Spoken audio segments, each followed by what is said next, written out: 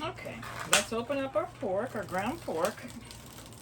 Whoa, good gravy.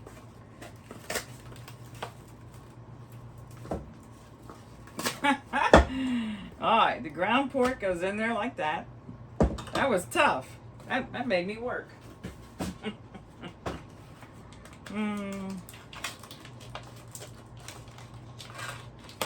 Oh, what is this today?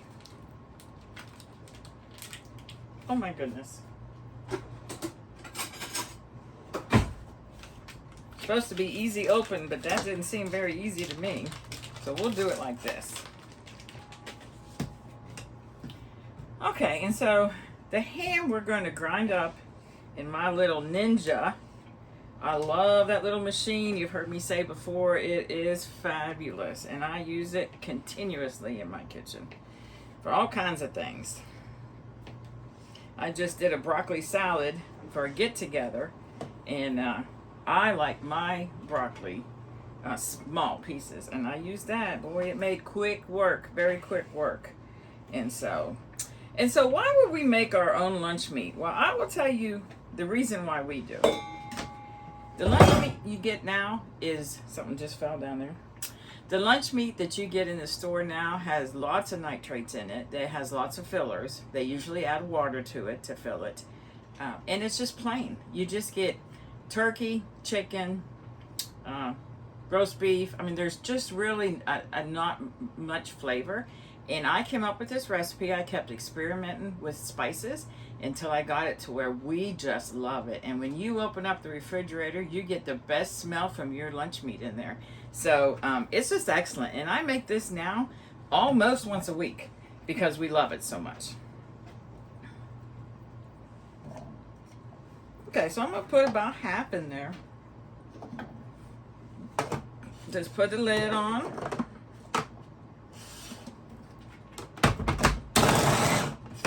And see, some of them will get stuck up there. You just have to shake it a little bit and then give it a few pulsates. And you have chopped ham. And what we'll do is we'll just add it right to this bowl, like so. And then we'll do the next batch. Again, this is just a ham slice I bought. It is about a pound of ham to about 24 ounces of pork. Or you could do 1 pound and 1 pound. Very forgiving recipe. So we're pulsating it, and then we'll shake it a little bit, make sure we get all those up there.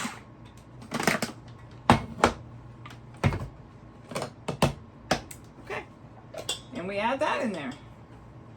And so we are done with this now. I want to scrape all that goodness out of there. Every bit of it in our recipe. Okay, so now we have our pork, our ground ham, and our ground pork. And so, oh, there's a couple pieces. Just throw them in there. It's not going to hurt anything. And so for the spices, what I did is I have 1.5 teaspoons, and I use sea salt. So it's 1.5 teaspoons of sea salt, 2 teaspoons of ground mustard, 1 teaspoon of black pepper, 1 teaspoon of garlic powder, and 1 teaspoon of onion powder. Okay. And then I had 1/2 teaspoon of mace. I have made it with mace and without mace. It's good either way. So if you don't have mace, don't panic. Just leave it out. Okay. And so I'm going to spread those just like that. And then it calls for 1.5 teaspoons of liquid smoke. And so I use hickory, and you just pour it out like that. And let me get my 1/2 teaspoon and dump it in there like that. Now these are important. If you don't have this, I would suggest going and getting it. Okay. And then we're going to put a 1/4 cup dry wine. Okay. I love Pinot Grigio to cook with. As a matter of fact, I do a chicken dish on top of the stove that I will film one day when I'm doing it. It is the best chicken dish. I've made it several times for people, and they just can't get over how good it tastes. So anyway, Pinot Grigio is what I use, and we're going to do we're going to do a half a cup. I think I said a fourth. No, we're going to do a half a cup. And you just pour it in there like that.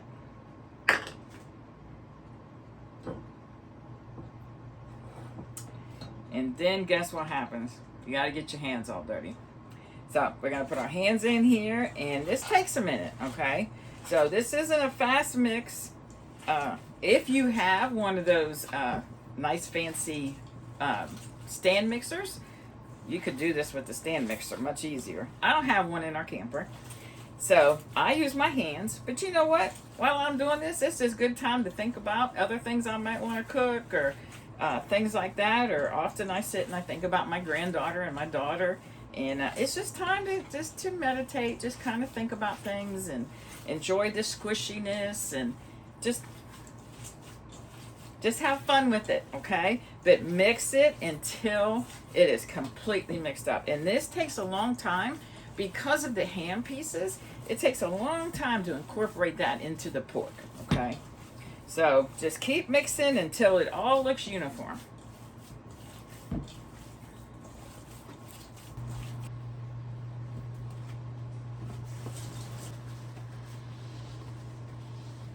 Okay, so I have it all mixed up. That's what it looks like, very well incorporated. This you can get off of Amazon. This is a meat press, and you don't necessarily have to have this. You can take a plastic bag that's good for food, like a bread bag, and you can put it in there and get all the air out and put it down into boiling water. You can do it that way. I bought this because I really like the uniform round. I like the size of it. I like everything about it. Plus, I think it's very easy. Okay. And so what you do is you take a little bit like that. You don't have to oil it or anything. And just make sure you push it down to get all the air bubbles out. And you do that with the whole thing until you get it full.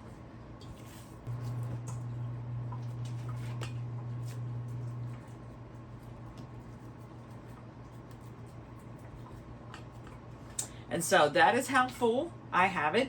This will end up being a 2-pound loaf by the time that it cooks. And so you'll have 2 pounds of lunch meat. Okay? And this is the spring. Let me put this out of the way. This is the spring that you're going to put on and put the lid on. And so it compresses it in there. You don't have to do this, but I cover mine with aluminum foil because I find that it is so much easier to take off. And then you're going to have a lot of liquid that coagulates up here. And I take it straight to the trash can, peel it off, and most of that comes off. So that's why I do that. You don't have to do that. Okay, and so this has little notches, and you push that down. It does take muscle. And turn it for the lid to catch, okay? And then it comes with the thermometer. The one I bought came with a thermometer, and it goes right down the middle, like so. And this will get cooked to 165 degrees before it's done. Now, I use my Instapot. Works wonderful. You fill it up with water. Set that in there so the water comes. I'll take a close shot of it. So the water comes up, and it's going to steam this. Okay? And so I don't know how long it cooks. If I had to guess, I would say an hour and a half. I just kind of check it every time I go by, because if it goes up to 170, you've not hurt anything. But 165 degrees is the least amount. That's when the meat is done. And so I'm going to show you. See how I have that full of water there? So you want that filled up. It's about this far down from the bottom of the rim. But you want that filled up, and you're going to set it on boil.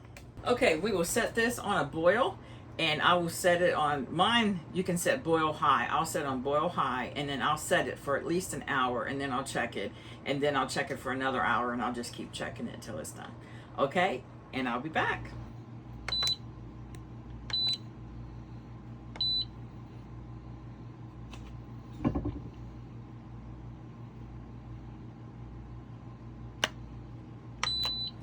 It is the next day, and this has sat in the refrigerator over the whole night, so it would cool completely. Lid's off, and I'm going to show you what I mean about. Now, see how much stuff is on top of there? That is what usually just ends up going in the trash. I don't know if I could use that for anything or not, because it's gel from like the meat, but I usually just put it in the trash. So you can see it comes off pretty easily, and that just saves me having to clean up. Then you need a skinny knife like this, because you're gonna have to take that away from the sides. But first, I typically run hot water over the bottom of it, because you got that oils, the fat in there, that will make it stick. So just run it over the side for a minute. Just get it a little bit warm. And then that might not have been long enough, but we'll see. And I just go around it like this one time. I turn it upside down. Shake, shake, shake, shake, shake. I hear it moving. Let me go around it one more time again. Yep, needs more hot water.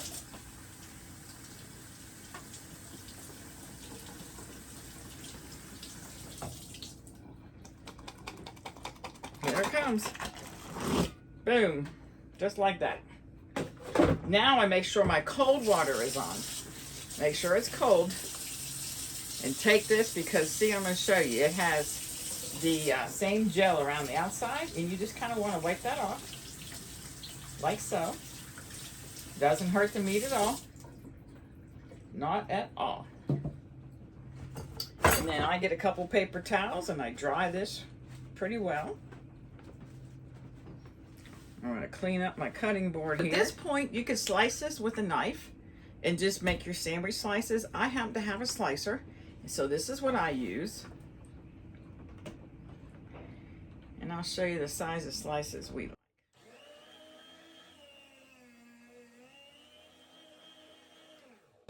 So that's typically the size of slice we like. If you're planning on making this and maybe using it like fried bologna, then you might want it a little thicker. If you like real thin meat, you might try to do it a little thinner. I'll see if I can go thinner.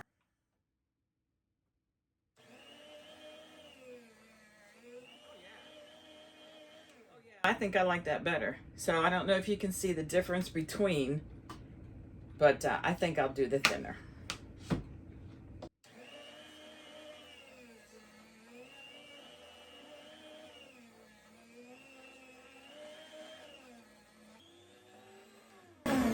Okay, if you're using a slicer, please be very, very careful.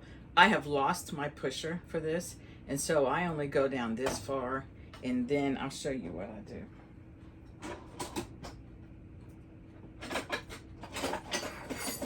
Then I get out my little meat tenderizer and put it at the end to protect. Ooh, we're having a storm. To protect.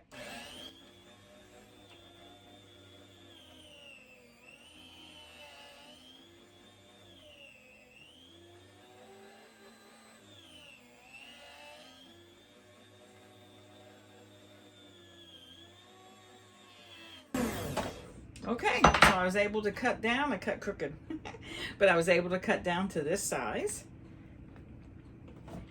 And that's it. That's how you make your own lunch meat. You can freeze it. However, I've never frozen any yet, because we like it so well that it all gets ate almost as soon as I make it. But that's how easy it is to make your own lunch meat. And you can play with recipes. Like if you want to do just chicken, then you would grind up your chicken or buy ground chicken at the store, or ground turkey for that matter, and then add the spices that you want. I would always suggest salt, onion powder, and garlic, but you can add any spice you want. If you are a fan of black pepper, add black pepper. If you're a fan of olives, a matter of fact, I want to try an olive oil, then put in green olives. Put in whatever you like and experiment. If you come up with a great recipe, please share it with me. All right, thanks for watching. I appreciate it. Happy lunch meat making. Bye-bye.